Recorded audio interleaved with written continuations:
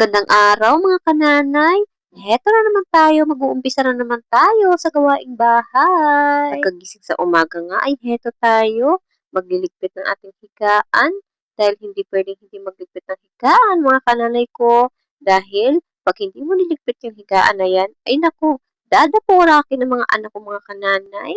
Kaya kailangan itaas na yan at iligpit nang makapaglinis na naman tayo, Inday. Okay, after sa loob, dito naman tayo sa labas mga kananay.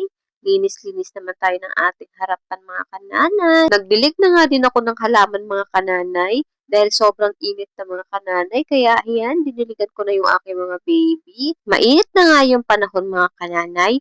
Kaya kailangan diligan ng ating halaman para naman sumaya yung ating halaman. Tinanghali na nga tayo mga kananay sa pagpunta sa palengke. Tinanghali talaga ako mga kananay. Kaya hayan, late-late na naman tayong bibili ng ulam. Nag-iisip na naman ako ng ulam kung anong luto. Hayan, at bangus na lang ang aking bibilihin mga kananay. Magluluto na lang ako ng paksiw mga kananay. Tapos yung kalahati, prito mga kananay. Bali, 5 hiwa nga po mga kananay ang aking pinagawa dyan. Pinalinis ko muna ang isda mga kananay para pag uwi ko ay okay na at huhugasan ko na lang. Heto na nga mga kananay, andito na ako sa bahay. O diba, bilis ni Inday Lisa. Ayan na nga mga kananay, inayos ko na yung mga pinamili ko. Bumili nga ako mga kananay ng isa pang baunan dahil yung aking pangatlong anak ay gusto daw magbaon sa school. Kaya hayan, binilhan ko siya para hindi na sila mag-away ng kanyang kuya. Kasi yung kuya niya nagbabaon din sa school ng kanin. So, ayan naman yung aking pangatlo ay naggaya-gaya naman. Kaya, binilhan ko na rin siya ng baunan niya mga kananay. Para talagang busog siya mga kananay. Busog sila mga kananay sa school. May baon na silang kanin. May baon pa silang biskwit. So, di ba? Ang dami nilang baon. Pero okay lang yan kasi at least alam ko na hindi sila magugutom mga kananay. So, ayan na nga mga kananay. Nagluluto na ako ng paksiw. Masarap talaga ang paksiw mga kananay. Lalo kung may gulay yung paksiw natin mga kananay.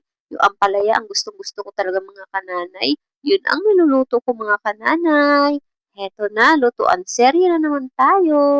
Uulitin ko mga kananay. Hindi ako magaling magluto, pero nag-try and try akong magluto para makakain yung aking mga anak. At heto yung paraan ng aking pagluluto mga kananay.